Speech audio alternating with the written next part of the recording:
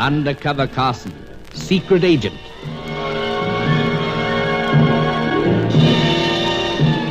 Operation Death Ray, an assignment in Rio.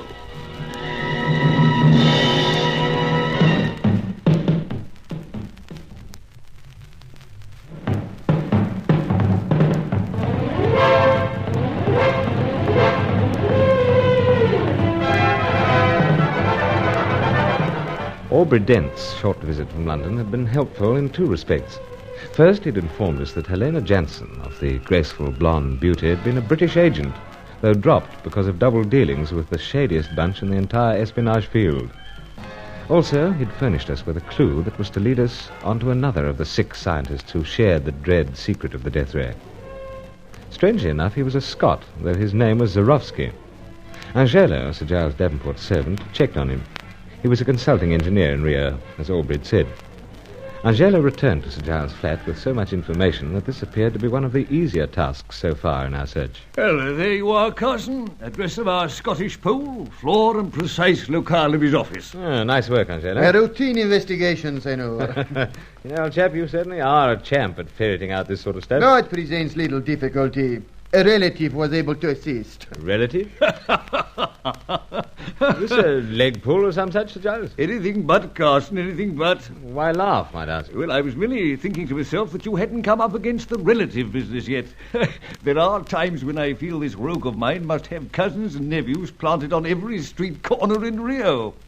You see, old man, in this building where your Zorowski bird has his offices, Angelo has, cousin, Senor. He is one of the cleaners. Cleaner, yes, that's it. Oh, I see. I catch on now. You'll no doubt hear quite a lot about our relatives as time goes on. However, now that we've said farewell to Major Dent for the time being, I suppose you'll be getting busy, Carson. So, Sir Giles. Well, then, anything more you want from Angelo? Oh, it seems to have given me all necessary. He's a quiet man, so your cousin says, Angelo. Si, Senor, one of orderly habits. He is a man of excellent manners and unfailing cheerfulness. He has a plump wife and a number of small children. Quite a contrast to that other fellow you contacted, way back of the beyond. Dr. Diaz. Yeah, it seems so. Let's hope this Zorowski's more help to us than that ailing madman. Yes, but I'm wondering... What, old man? Well, come along, out with it. There's more than a chance that our rival agents have already been at him. Did you pick up anything on that, Angelo? No, nothing, Excellency. It is something we must take into serious consideration. I most wholeheartedly agree. If I could make my contact with him through ordinary business channels, it might be a shortcut to get at his information. Steady on, Carson. How through ordinary business channels? I explain. He's a consulting engineer specializing in factory construction. That's right. Angelo said something to that effect. My relative informs me that he has many fine buildings to his credit. More than likely he was concerned with the erecting of the plant for this devilish ray thing. Possibly, sir. But I cut in there. Do go on. Well, Sir Giles, I'm with a meat importing firm. Well, where the blazes does the business connection come in? We've a large plant here. Cool storage. Yes. Yes, I get it now. As a matter of fact, we are considering more freezing space. My time behind office desks has been brief, but I did gather that. The more I think of it, the sounder it seems. You could be getting opinions on expansion on behalf of the parent company in London. So? Give you quite a chance to get acquainted with him, too. Well, it's up to you, Carson. I'll make the necessary arrangements. Take him out to the storage plant and look it over. A freezer might be a trifle on the chilly side, but very handy place for quiet and uninterrupted powwow. Splendid. Nerves not the best yet, it seems. You want me to answer it, Sir Giles? Yes, you might as well. Beginning to wonder whether this is your apartment or mine. Hello. Wonderful. I get you again. Yeah? Faye? You do not know my voice? You have other friends with the same accent, perhaps. Oh, there's only one voice like yours, my dear. All the same. Sometimes I wonder whether you just trail me along. Now, what's the back of all this? It seems you give other women the cause to let their hearts keep fluttering.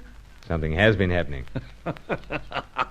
Anything wrong, Sir Giles? Just a trifle amused. Monsieur Bruce? Do go ahead, old man. Otherwise, to borrow a word, you're going to cop it.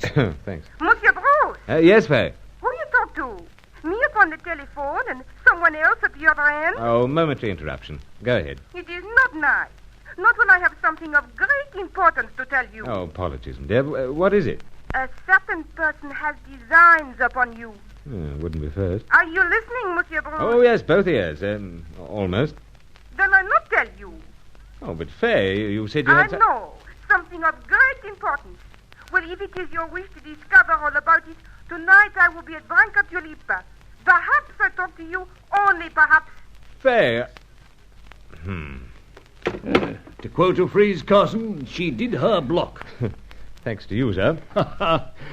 You young fellows get all the fun. A little leg-pulling such as this is about all I get. No doubt she'll be going to this new cabaret place where she's dancing. So?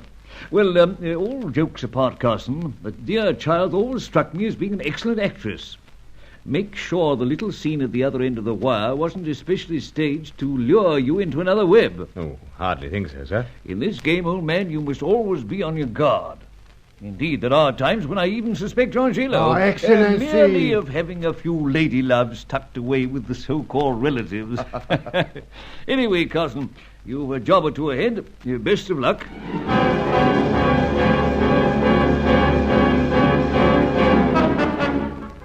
One marvelous thing about Sir Giles, he could be light-hearted in even the deadliest crisis. In fact, I came to believe that he took a real delight in our undercover activities. Anyway, I contacted Anton Zarowski and spoke to a man with an unmistakable Scots accent. It was highly intriguing. Next day, he was to meet me at the freezing plant. Meanwhile, I decided to call upon the ravishing French-Italian Faye Corelli at the White Tulip. Monsieur Bruce, please understand that I am not yet decided whether I speak to you. You're sitting down at the table, my dear. Perhaps. Faye, about today earlier, You not just take my hand and hold it and think you win me over. Then I get down on my knees. No, please, Monsieur Bruce, not here. Why not? It perhaps looks a little silly. And the management, they will ask what strange kind of gentleman friends I have. Oh, only trying to tell you how sorry I am for any upset. You're forgiven, Monsieur Bruce. Weight off my mind. You're worried? Oh, was. Terrible thought to have you angry with me. No. I am not the tiniest little bit angry. I am worried for you. As I tell you over the telephone, there is someone who has designs upon you. Now, who could that be? The one with the red hair. Hetty Fitzhenry? Oui. Oh, what a silly name. You've been seeing her, some such? I see her, Monsieur Bruce, and I also hear her. Where's all this? In this place, last night. Hetty was here last night? Oui, with Monsieur Roger. Strange, they didn't say they were coming. Oh, but go on. I can see the sharp look in the eyes of this Hetty. She does not like me. Feelings mutual, it seems. Howsoever... I speak to one of the waiters, and he say that she boasts that I cannot hold you. Oh, I see. What are my legs and a few steps of a dance against her wonderful personality and her talent with the painting of birds? I am so enraged, Monsieur Bruce, that I walk right around and get close behind the column near to their table so I can hear. She is making the great boast to Monsieur Roger about what she is going to do to you. Interesting. She is going to lure you somewhere. Lure me? Oui, to some place. And then you are going to swoon at her feet. Oh, she is a great boaster, Monsieur Bruce. I do not like to tell tales, but then I am so frank and open that I cannot help it. Oh, steady now. What's this? I am so worked up. I feel like cry. Now. I only tell you because I wish to protect you, and I am so very fond of you. Promise, Monsieur Bruce. Promise that you will not allow her to lure you into anything. Well, all right. Think of her red hair as the signal of danger. And think of me as someone you can trust and love.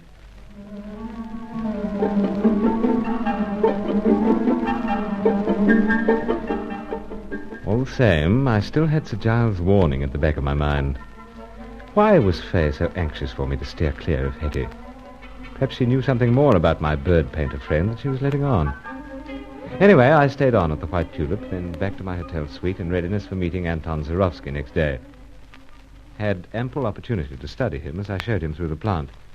He was short, early 50s, well-fed, ruddy. Now, there was something curious about the way he spoke. Indeed, Mr. Carson, even after the short inspection, it is evident to me that widespread modernizing is essential. Well, then, if interested, conduct more detailed survey. Oh, that would be most essential. Anyway, in here, empty freezer. Like you to see it. Of course, I am most interested. Massive doors, these. That's got it. Hey, after you, Mr. Zorowski. Thank you. Hey, this is a fairly old-style freezer.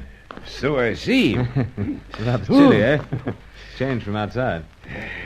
It is the heat that I much prefer. I see.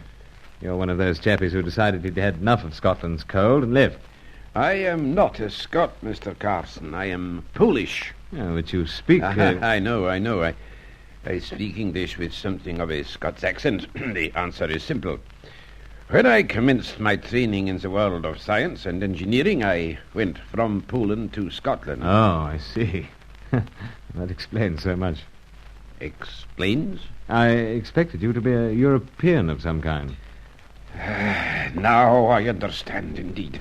It seems so very strange, this consultation. It is a trap. You are another of them. My purpose, Mr. Zorowski, is an honorable one. Honorable? They all say the same. Even Chaco. Chaco?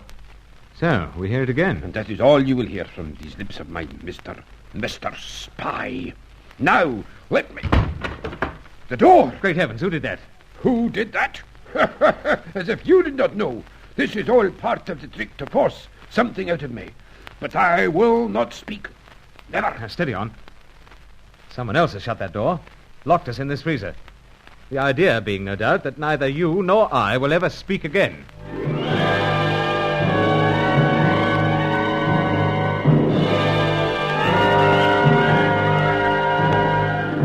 The moment Zorowski realized what I was after, he was ready to fight like a cornered dog. But we were both cornered, trapped in a freezer. In the midst of Rio's heat, this seemed an icy end to our hopes in Operation Death Ray.